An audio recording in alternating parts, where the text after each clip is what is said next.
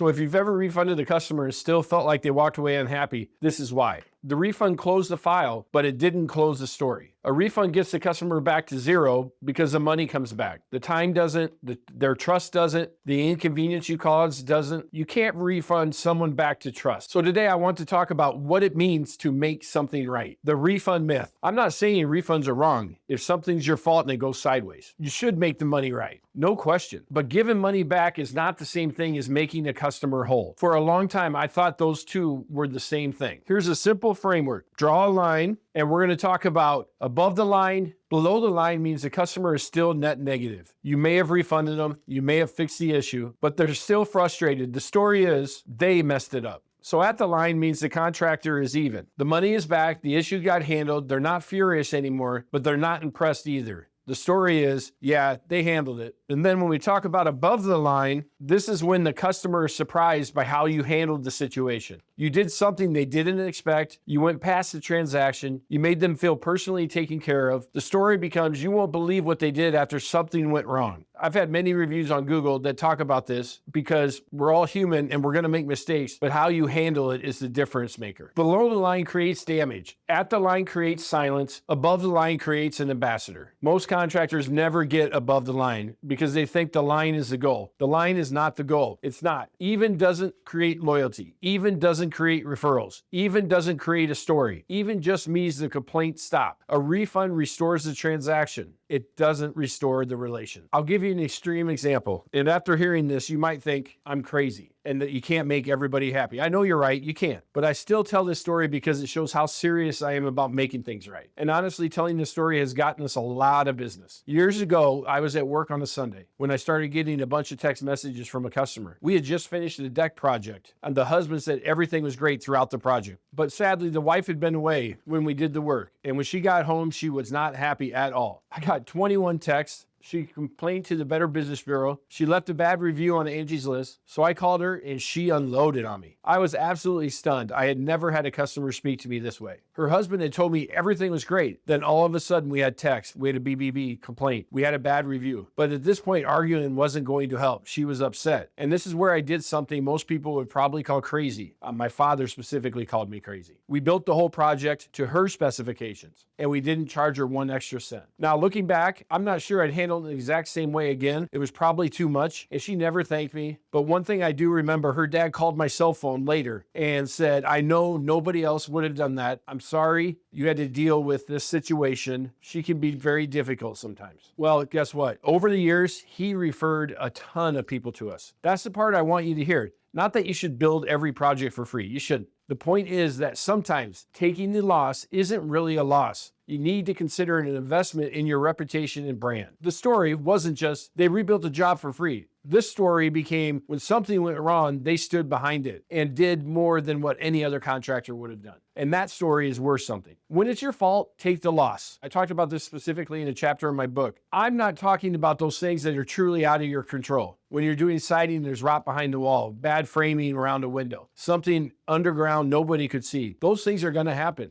and they need to be explained clearly during the sales process. But when it's your mistake, when your team measured wrong, when you underestimated labor, when you missed materials you should have caught, that's way different. If the job specifications didn't change, but you were wrong, that is not a customer bill. That's your mistake. So take the loss at that point. I've heard many contractors say things like, well, we were a little off on the estimate, so there's an extra $980 on the final bill. Excuse me, are you serious? You made the mistake, but your customer has to pay for it? That does not build trust. That does not earn referrals. That makes you look like every other contractor in your market, that they were worried about hiring. If I underquoted a job at $980 because we missed something we should have caught, I eat the $980 with pride. Honor the price. Fix your process. Protect your relationships with your customer. If your process is just to provide a refund, it isn't the check you wrote. It's every referral that customer never sent you. You paid to close the file, but you didn't pay enough to change the story. So here's what above the line looks like. Super compensation doesn't mean you rebuild the whole job for free every time something goes wrong. But it does mean you do one thing the customer didn't expect. It can be very small. It can be personal. Something that goes past your transaction and makes them feel taken care of. Here's what this looks like in practice. Your crew damages landscaping while installing siding. If you're at the line, you fix the damage. That's the floor. That's what should happen. Shouldn't even be a question. If you're above the line, you're going to fix the damage. Then you're going to send someone back to plant 2 new bushes along the fence line. You're not going to announce it. You're not going to let them know. You're not going to create any drama. You're just going to take care of it. Then you're going to call them personally and ask, does everything look right? Now they're thinking, you damaged my landscaping, but I can't believe how you handled it. That second sentence is where your reputation gets built. How about another example? A window install goes a little bit long. The customer is stuck at home a half day longer than they planned. At the line, you're going to simply apologize and move on. If you're above the line, like we've done many times in our business, you send a restaurant gift card to the place they mentioned during your conversation and a handwritten note that says, today didn't go the way it should have, dinner's on us. That little thing, it's not expensive, but it really does tell your customer, we noticed what this cost you.